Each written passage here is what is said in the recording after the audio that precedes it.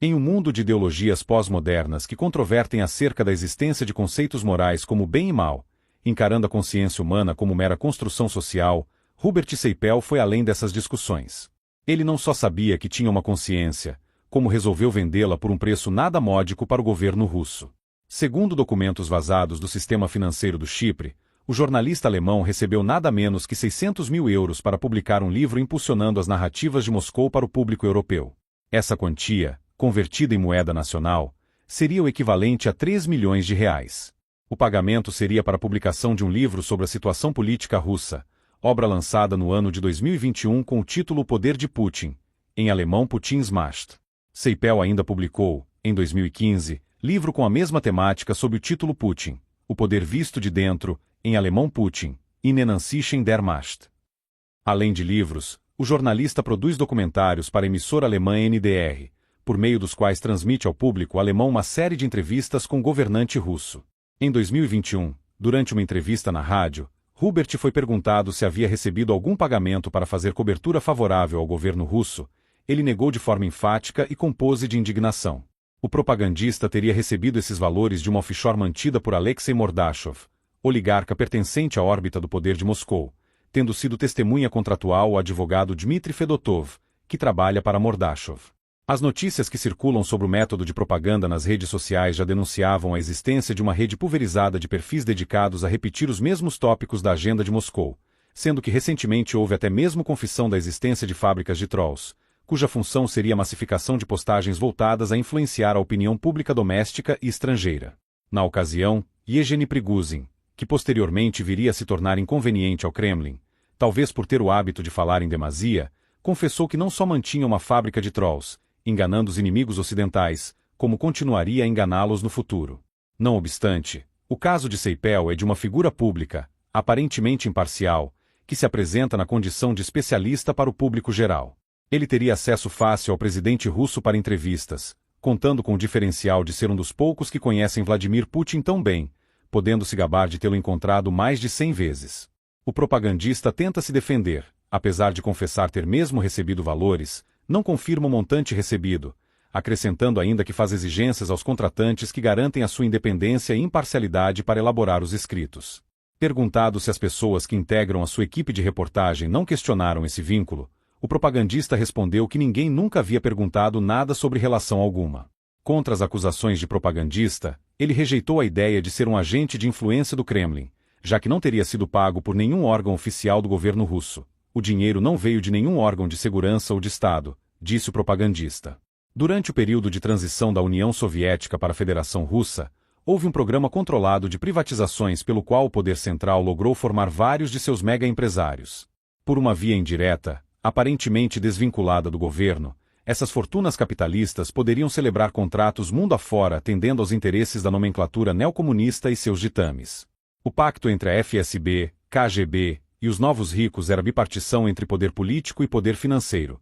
Os herdeiros do marxismo-leninismo continuariam responsáveis pelas decisões políticas e os oligarcas poderiam receber a fatia do bolo das estatais e do capitalismo permitido pelo governo, atuando dentro dos limites dessa cerca enquanto se mantivessem leais ao governo, sob a pena de serem expropriados, presos por fraudes tributárias ou caírem de alguma janela de hotel. Além de conseguir manipular o empresariado biônico, a inteligência russa pode fazer o mesmo na rede de máfias que se espalha para além de suas fronteiras, que encontrou nos fins dos anos 80 e 90 um ambiente caótico conveniente para se desenvolver e operar. Por esse modo de agir, o contrato pode ser celebrado com jornalistas europeus e americanos, que se isentam de quaisquer intenções perniciosas à soberania de seus países, alegando estarem apenas apresentando um ponto de vista protegido pela liberdade de imprensa, negada nos domínios do entrevistado, como é exatamente o caso de Hubert Seipel. Anatoly Golitsyn já apontou que um dos objetivos estratégicos da União Soviética era afastar a Europa da posição de aliada dos Estados Unidos, tornando esse bloco de países em um conjunto neutro ou francamente hostil à influência norte-americana, o que parece ser a linha dos movimentos ditos conservadores e direitistas europeus, mesmo os de fora da Alemanha, que macaqueiam o discurso racial do Terceiro Reich como se tivessem base para isso e nutrem simpatias para com o neobolchevismo e eurasianismo, ideologias a fim de maquiar o regime neocomunista de Moscou e torná-lo mais palatável.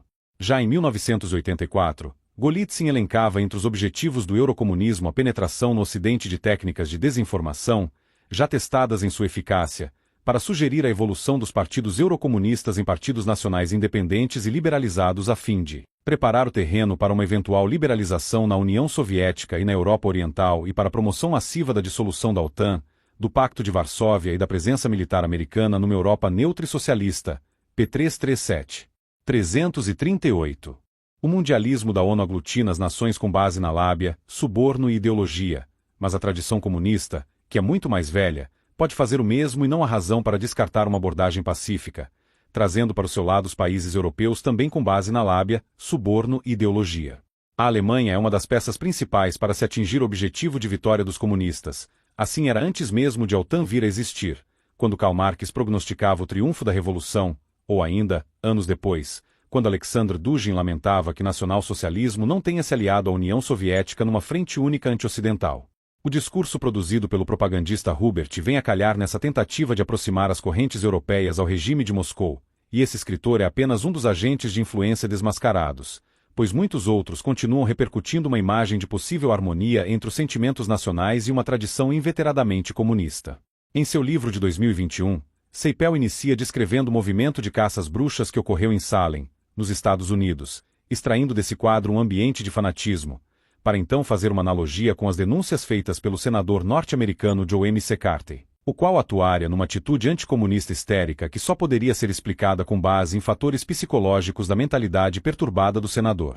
Um traço fundamental entre os pseudonacionalistas, os que manifestam apoio ao regime russo-chinês, é justamente esse. Eles agem com base na ideia de desaparecimento da ameaça vermelha, precisam impor a concepção do comunismo como uma ideia morta, que não encontra agentes reais e ativos no século XXI. Por essa linha, Rússia e China não se enquadrariam como regimes comunistas. O pseudonacionalista tenta descaracterizar o sistema político chinês como qualquer outra coisa, alegando que reformas econômicas teriam transformado a China em alguma outra coisa, como se a tradição marxista não fosse flexível o suficiente para trocar de pele como as cobras fazem.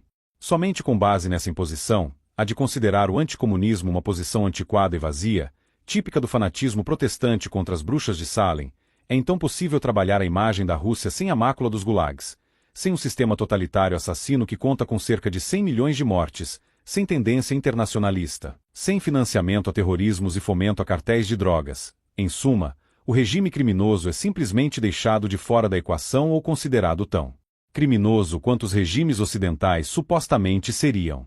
O propagandista não protege só o neocomunismo russo, ele também tenta retirar a seriedade das críticas feitas por Donald Trump com relação à China, classificando a sua convicção de que o coronavírus é um vírus chinês como sendo uma atitude quase religiosa, ou seja, estritamente fanática.